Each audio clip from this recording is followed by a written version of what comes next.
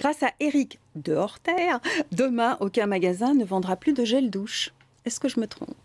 Vous en utilisez vous-même, Laurent? Non, non, non, non, non, non, non. Pourquoi? Parce que je trouve que c'est pas naturel, ça dessèche la peau et que je préfère le savon de Marseille. C'est pas parce que vous êtes là pour nous en parler. C'est vrai. Alors, en plus, il y a en général un emballage qui est en plastique, qui est une ressource qui n'est pas renouvelable. Un gel douche, ça coûte environ 10 € le litre et c'est constitué de plus de 85% d'eau. Ce qui fait l'eau quand même assez chère. Donc, comme d'habitude, je vais vous proposer une solution plus écologique et beaucoup moins chère, le savon de Marseille. Alors, pourquoi le savon de Marseille, déjà? Je vous le demande. Bon sang, mais c'est bien sûr. Alors ça, c'est sous Louis XIV, en 1688, qu'il y a un édit qui a été pris. En réalité, c'est parce qu'on voulait faire un peu un cadeau à Marseille, qu'on avait un peu maltraité. Vous vous rappelez, il y avait un fort qui avait été construit avec des canons en direction de la ville. Et en contrepartie, on a voulu exonérer de taxes les huiles qui étaient importées pour la fabrication du savon à Marseille. Donc il a fallu déterminer un cahier des charges précis pour savoir quel savon, comment on le fabriquait, etc. Alors, on rappelle le savon, c'est quoi au départ? C'est un corps gras sur lequel on a fait réagir une base, c'est-à-dire l'inverse d'un acide. Hein. Je ne sais pas si vous vous rappelez, au collège, on a fait ça, enfin, moi j'ai fait ça en tout cas. En techno. Ouais, oui, ça, hein, tout à fait. Tu te rappelles de ça? Oui, voilà. Oui. Et donc, au départ, évidemment, il n'y avait que de l'huile d'olive. Oui. Comme le savon d'Alep, hein, qu'on connaît, qui lui est fabriqué avec de l'huile d'olive et de l'huile de laurier. On en voit un là, sur le plateau tournant. C'est celui où il y a évidemment les marques. Là, on est dans la fabrication, dans une usine, parce qu'il faut préciser qu'il y a quand même encore deux fabriques. Voilà, et ce qu'on voit là, c'est le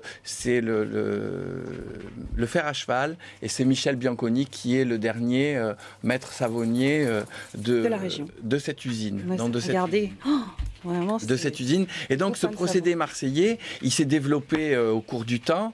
On a ensuite rajouté du copra, c'est-à-dire de l'huile de coco.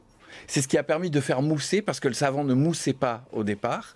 Et ensuite, on a rajouté de l'huile de palme, qui est beaucoup décriée ces derniers temps, parce qu'elle est beaucoup moins chère. Et c'est ce qui a fait qu'on s'est mis à fabriquer du savon blanc, alors qu'au départ, le savon était très foncé. Vous voyez là la différence de couleur sur les savons que j'ai apportés. Il y a la savonnerie du Sérail qui continue à fabriquer, qui a fait quelques petites fabrications sans huile de palme. C'est le savon qui est à côté du savon d'Alep. Elle est où celle-là? Comment? C'est où? À Marseille aussi. À Marseille aussi. À Marseille aussi. Alors, ça, c'est du savon de Marseille. Quand vous voyez marqué, quand vous avez des savons de toutes les couleurs, souvent, c'est des bondillons, c'est-à-dire des larmes de savon qui ont été importées d'Asie. Il suffit de les passer dans une boudineuse en France en mettant un peu de colorant et un peu de parfum, et vous pouvez dire que vous avez fabriqué votre savon, y compris à Marseille. Alors qu'en réalité, vous n'avez pas saponifié. À Marseille.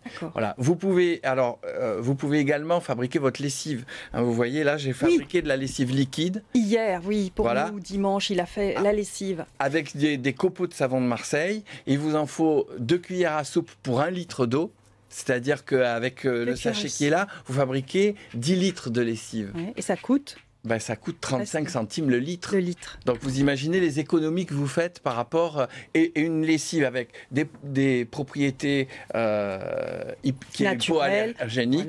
Voilà. Il n'y a que le savon de Marseille brut comme ça qui a ses propriétés hypoallergéniques. Hein. Le problème, c'est que savon de Marseille, c'est un nom générique. C'est comme quand vous achetez de l'eau de Cologne. Vous ne pensez pas forcément qu'elle vient de Cologne. Ça veut dire qu'il faut vraiment se renseigner, d'autant plus qu'au début des années, en 2003, l'administration a voulu contrôler un petit peu les savons et ils se sont adressés en fait aux lessiviers, qui eux ont dit savon de Marseille, c'est un procédé de fabrication générique, et dedans ils ont mis dans la liste des ingrédients le suif de bœuf.